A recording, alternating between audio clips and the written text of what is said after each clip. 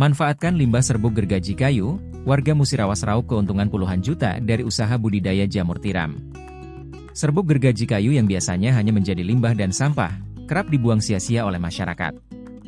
Namun tidak di tangan Abdul Rohim, warga desa Haukirsari Kecamatan Tugumulyo Kabupaten Musirawas, Sumatera Selatan. Di tangan kreatifnya, serbuk gergaji kayu tersebut mampu menjadi bahan utama yang dapat menghasilkan pundi-pundi uang. Abdul Rohim merupakan satu yang mungkin dari beberapa saja warga di Musirawas yang menekuni usaha budidaya jamur tiram dengan bahan utama serbuk gergaji kayu. Disambangi Sripoku.com, Selasa, 14 Januari 2025, Abdul Rohim mengaku, sudah 5 tahun lebih menekuni usaha budidaya jamur tiram tersebut. Dia dibantu istri dan anak laki-lakinya, mampu menghasilkan 500 hingga 600 baglok atau media tanam jamur tiram untuk sekali produksinya. Di pondok sederhananya yang berada di bagian belakang samping rumahnya, Abdul Rohim dan istri serta anak laki-lakinya memproduksi baglok setiap harinya. Abdul Rohim menceritakan, awal mulanya menekuni usaha jamur tiram.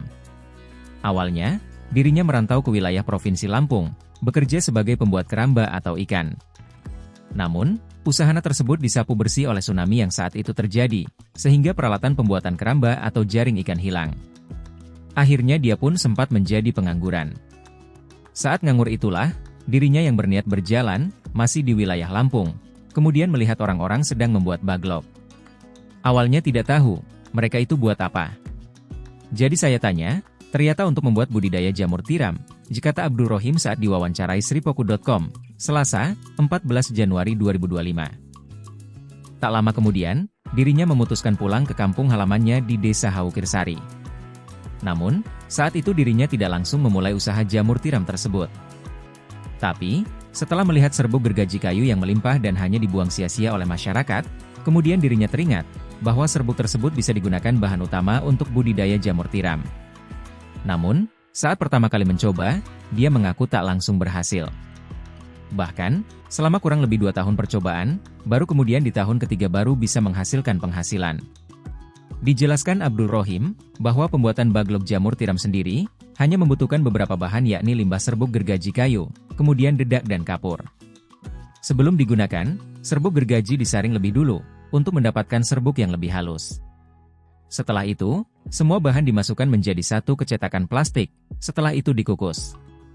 Sedangkan untuk perangsang bibit jamur sering, dirinya menggunakan pipilan jagung hibrida atau jagung pakan ternak, yang telah dikukus dan dimasukkan ke botol. Setelah pipilan jagung ini dimasukkan ke botol, kemudian dikukus lagi kurang lebih 2 jam. Baru kemudian dimasukkan bibit jamurnya dan selanjutnya dimasukkan ke baglok, ucapnya. Meski proses pembuatannya yang masih tradisional, namun sekali produksi bisa membuat lebih dari 600 baglok hingga 1000 baglok, dalam waktu kurang lebih 1 minggu.